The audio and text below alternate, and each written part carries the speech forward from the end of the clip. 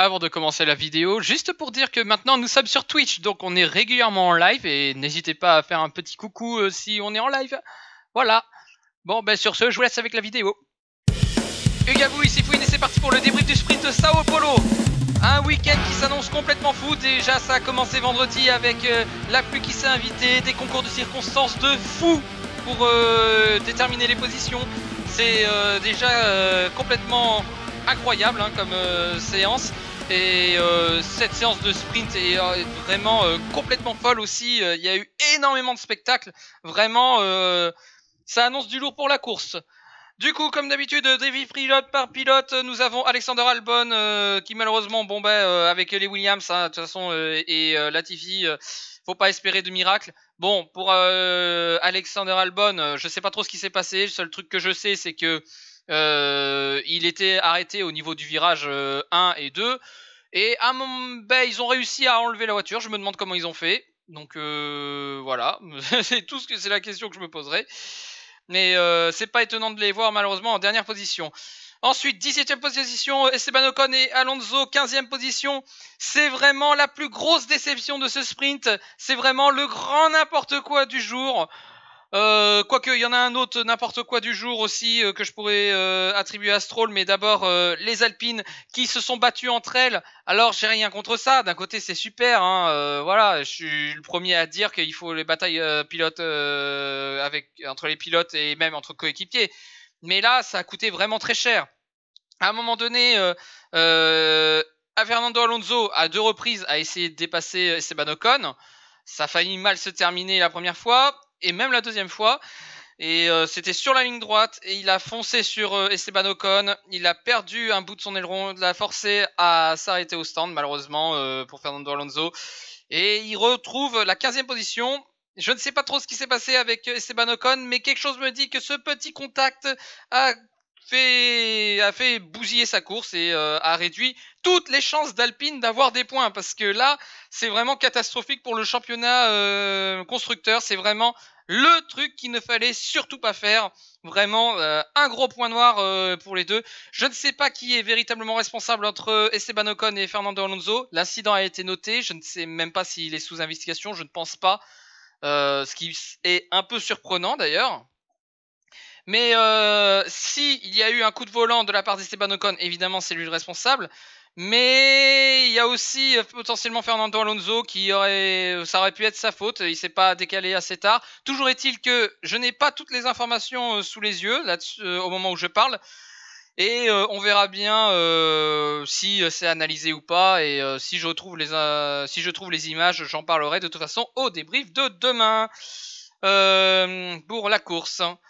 17e position, Lance Stroll qui est vraiment un danger public. Il a fait sortir Sébastien Vettel. Fort heureusement, il y a eu plus de peur que de mal. Et d'ailleurs, tant mieux pour Sébastien Vettel qui a réussi à le passer parce qu'il est quand même 9e. Hein, Sébastien Vettel, c'est vraiment une bonne performance. Et ouais, vraiment, Lance Stroll, c'est vraiment inadmissible ce qu'il a fait. Hein. Franchement,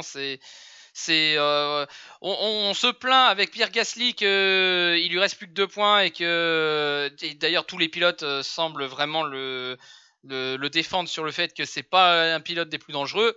Bah regardez Lance Stroll, là c'était vraiment dangereux. À 2 reprises, il a fait vraiment deux manœuvres très dangereuses. Et c'est du grand n'importe quoi. Là-dessus, c'est niette. Ensuite, 16e position, Yuki Tsunoda. Bon, ça, c'est pas bon hein, quand on voit ce qui se passe pour Gasly. Hein, c'est vraiment pas une bonne position. 14e et 13e, Bottas et Zhao, ils partaient de loin. Ils ont réussi à grappiller quelques places. Peut-être qu'ils pourront avoir suffisamment de puissance pour rattraper le top 10. 12e, Mick Schumacher qui démarrait dernier alors que son coéquipier démarrait premier. Là, franchement, bon, il remonte 12e, certes, mais bon, les voitures qui sont derrière lui, c'est pas forcément les plus puissantes non plus. À part peut-être pour les Alpines, mais ça, c'est leur faute puisqu'ils se sont sabordés la course eux-mêmes. Je suis vraiment pas convaincu et très franchement, ça pue hein, pour Mick Schumacher hein, pour la fin de saison. Hein. Quelque chose me dit que il va pas être retenu. Hein. Ou alors, vraiment, ça tient à du miracle, hein. Pour moi, de toute façon, je vais le répéter dans le débrief de demain, mais ouais, non, Mick Schumacher, pour moi, ça va être mort, archi mort.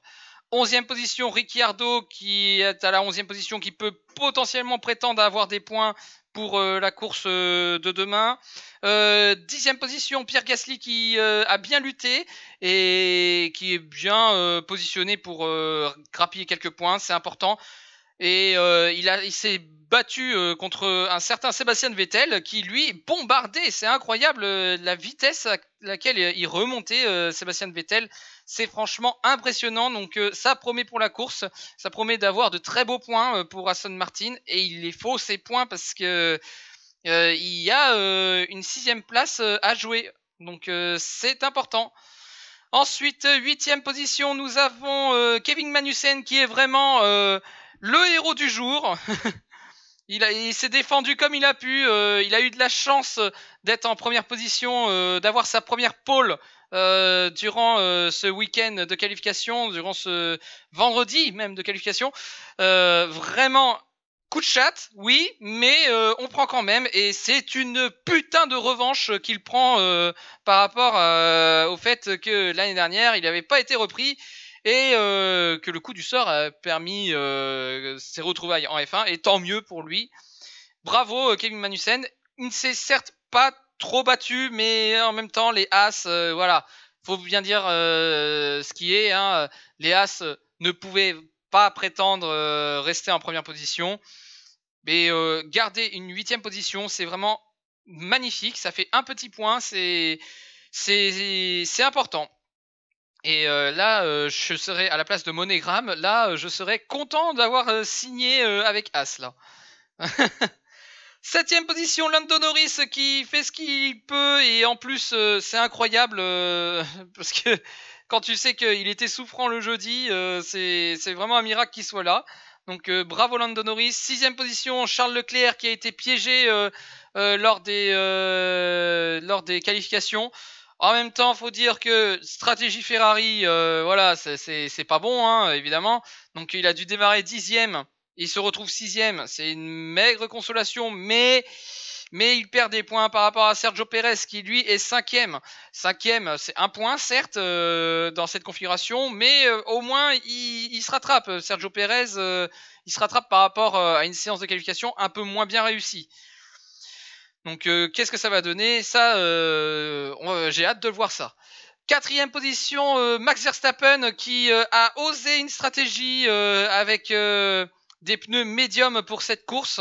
Stratégie qui a été aussi utilisée par Nicolas Latifi. D'ailleurs, je me pose la question de pourquoi Nicolas Latifi a tenté cette stratégie-là, parce que faut dire que déjà il est pas rapide, mais alors en plus si tu lui mets des pneus comme ça, tu y risquais pas d'être rapide. Mais voilà, malheureusement, il pensait que les pneus jaunes pourraient fonctionner en fin de course. Ça n'a pas été le cas. Et c'était même pire. On avait l'impression que ça se dégradait beaucoup plus rapidement. En tout cas, au niveau des temps, c'était vraiment la dégringolade. Et les passes d'armes qu'il y a eu, la plupart du temps, ça s'est fait sans touchette. Hein. Mais avec Ferrari, malheureusement, il a abîmé son aileron avant et il a dégringolé très rapidement. Et ce qui a pu profiter notamment à Lewis Hamilton qui arrive 3e et qui démarrera certainement 2e si il n'y a pas des problèmes avec la procédure de départ. Parce que là, au moment où je parle, je ne sais pas quels sont les résultats de la procédure de départ. Juste que ça va être analysé en ce moment, au moment où je parle. Donc, s'il y a une petite modification, ce sera mis dans les commentaires épinglés. Et dans le pire des cas, je le dirai dans le débrief. Mais espérons qu'il n'y ait pas de problème parce que voir des Mercedes 1 et 2, ça faisait longtemps qu'on ne l'avait pas vu. Bon, il marque que 6 points. Il faut préciser que Hamilton ne marque que 6 points et que Sainz marquera effectivement les 7 points de la deuxième position, même avec les places de pénalité qu'il aura suite à un 6e changement moteur. Du coup, deuxième position, bravo pour Carlos Sainz. En même temps, il n'avait pas trop le choix, comme je le dis. Hein, il fallait vraiment qu'il grappille pas mal de positions. Il en perdra 5 pour le Grand Prix de demain. Donc on va voir ce que ça va donner. Et George Russell est vraiment le héros du jour aussi, parce que il a livré une bataille avec Max Verstappen vraiment incroyable. J'ai cru que ça allait vraiment mal se terminer. Mais vraiment incroyable, George Russell qui a su être patient, qui a su se battre jusqu'au bout, qui n'a rien lâché et qui a mis la pression sur Max Verstappen. Donc franchement bravo, c'est mérité pour George Russell. Et d'ailleurs, si les positions se confirment, c'est-à-dire que Russell est premier et que Hamilton est deuxième pour la course, c'est une putain d'occasion pour Mercedes d'avoir au moins une victoire, peu importe que ce soit celle de Russell ou celui d'Hamilton. Et je dois bien avouer que ma préférence va à Russell. Alors je sais qu'il y a la statistique pour Lewis Hamilton, mais très franchement, du fond du cœur, j'espère que ce sera Russell, parce que c'est tout simplement, je préfère que ce soit Russell. Voilà, donc niveau classement, bon il y aura pas de gros changements, hein, mais le plus important, ce sera pour l'après course, et c'est là qu'on fera le débrief complet du week-end, qui est fou jusque là. Le week-end est fou. Voilà.